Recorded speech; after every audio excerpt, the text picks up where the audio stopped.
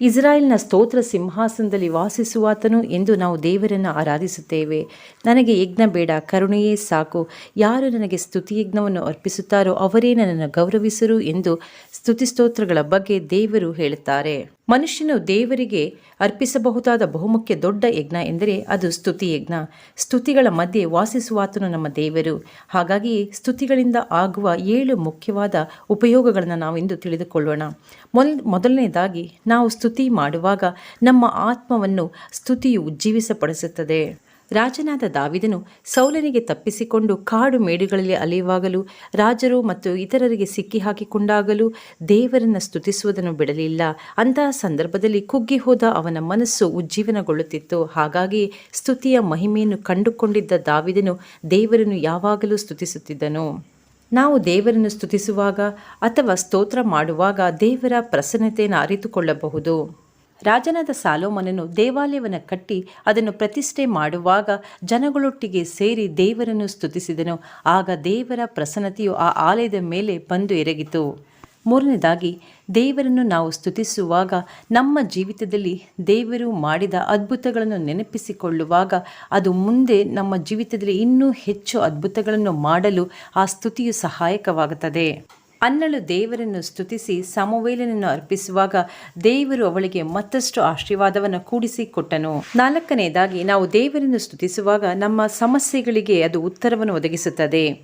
ಕ್ರಿಸ್ತನ ಪ್ರಸಂಗವನ್ನು ಕೇಳಲು ಬಂದ 5,000 ಜನರಿಗೆ ಆಹಾರವನ್ನು ಒದಗಿಸಲು ಕ್ರಿಸ್ತನು ಕೇಳಿದಾಗ ಅಲ್ಲಿ ಇದ್ದದ್ದು 5 ರೊಟ್ಟಿ 2 ಮೀನು ಅಷ್ಟೇ. ಆದರೆ 5,000 ಜನರಿಗೆ ಆಹಾರವನ್ನು ಹಂಚುವ ಮೊದಲು ಕ್ರಿಸ್ತನು ಮಾಡಿದ ಕಾರ್ಯ ಆ 5 ರೊಟ್ಟಿ 2 ಮೀನುಗಳನ್ನು ತೆಗೆದುಕೊಂಡು ಮೊದಲು ಸ್ತೋತ್ರ ಮಾಡಿದನು.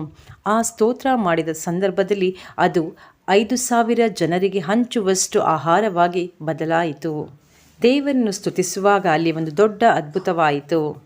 5ನೇದಾಗಿ, ದೇವರನ್ನು ನಾವು ಸ್ತುತಿಸುವಾಗ ನಮ್ಮ ಬಂಧನಗಳು ಮತ್ತು ಕಟ್ಟುಗಳು ಮುರಿಯಲ್ಪಡುತ್ತವೆ. ಪೌಲ ಮತ್ತು ಸೀಲರು ಜೈಲಿನಲ್ಲಿ ಇದ್ದುಕೊಂಡು ಪ್ರಾರ್ಥಿಸುವಾಗ ಮತ್ತು ದೇವರನ್ನು ಸ್ತುತಿಸುತ್ತಿದ್ದರು ಎಂದು ನೋಡುತ್ತೇವೆ. ಹಾಗೆ ಸ್ತುತಿಸುವಾಗ ಅವರಿಗೆ ಹಾಕಿದ್ದ ಕೋಳಗಳು ಮತ್ತು ಜೈಲಿನ ಕಂಬಿಗಳು ಮುರಿಯಲ್ಪಟ್ಟವು. ಸ್ತುತಿ ಮಾಡುವಾಗ ಹೊಸ ದಾರಿಗಳನ್ನು ಅದು ನಮ್ಮ ಜೀವಿತದಲ್ಲಿ ತೆರೆದುಕೊಡುತ್ತದೆ. ಉದಾಹರಣೆಗೆ, ಯೆಹೋಶುವನ ಕಾಲದಲ್ಲಿ ಯೆರಿಕೋ ಕೋಟೆಯನ್ನು ದಾಟುವಾಗ ಅದು ಬಹಳ ಕಷ್ಟದ ಕೆಲಸವಾಗಿತ್ತು. ಆದರೆ ಅವರೆಲ್ಲರೂ ದೇವರ ಮಾತಿನಂತೆ ಸ್ತುತಿಸಲು ಪ್ರಾರಂಭಿಸಿದಾಗ ಅಷ್ಟು ದೊಡ್ಡ ಕೋಟೆ ಮುರಿದು ಬೀಳುತ್ತದೆ. ಇನ್ನು ಕೊನೆಯದಾಗಿ, ಸ್ತುತಿ ಮಾಡುವಾಗ ನಮ್ಮ ರಕ್ಷಣೆಯ ಅರಿವನ್ನು ಅದು ಹೆಚ್ಚಿಸುತ್ತದೆ. ಅಷ್ಟೇ ಅಲ್ಲ, ನಮ್ಮನ್ನು ಅಭಿವೃದ್ಧಿಪಡಿಸುತ್ತದೆ ಮತ್ತು ಆಶೀರ್ವಾದಗಳನ್ನು ತಂದುಕೊಡುತ್ತದೆ.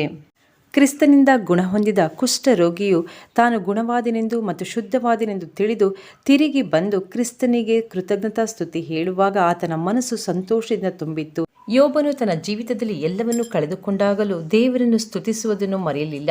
ದೇವರೇ ಕೊಟ್ಟನು, ದೇವರೇ ತೆಗೆದುಕೊಂಡನು, ದೇವರ ನಾಮಕ್ಕೆ ಮಹಿಮೆಯುಂಟಾಗಲಿ ಎಂದು ಹೇಳುತ್ತಾ ತನಗಿದ್ದ ಎಲ್ಲವನ್ನ ಕಳೆದುಕೊಂಡಾಗಿಯೂ ಅದರ 2ರಷ್ಟನ್ನು ಸ್ತುತಿಯ ಮೂಲಕ ಹೊಂದಿದನು.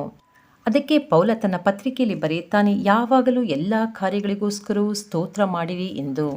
ಇನ್ನು ಕೀರ್ತನೆಗಾರ ಹೇಳುತ್ತಾನೆ, ಶ್ವಾಸವಿರುವುದೆಲ್ಲವೂ ಯೆಹೋವನನ್ನು ಸ್ತುತಿಸಲಿ ಎಂದು.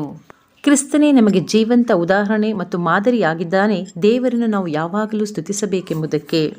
ಇದನ್ನು ನೋಡುತ್ತಿರುವ ದೇವ ಮಕ್ಕಳೇ, ನಿಮ್ಮ ಜೀವಿತದಲ್ಲಿ ಎಂಥ ಸಮಸ್ಯೆಗಳೇ ಇದ್ದರೂ ದೇವರನ್ನು ಈಗಲೇ ಸ್ತುತಿಸಲು ಪ್ರಾರಂಭಿಸಿ. ಯೆರಿಕೋ ಕೋಟೆ ಸ್ತುತಿಸುವಾಗ ಬಿದ್ದು ನಾಶವಾದಂತೆ ನಿಮ್ಮ ಸಮಸ್ಯೆಗಳೆಲ್ಲವೂ ಇಲ್ಲವಾಗಿ ಹೋಗುವವು.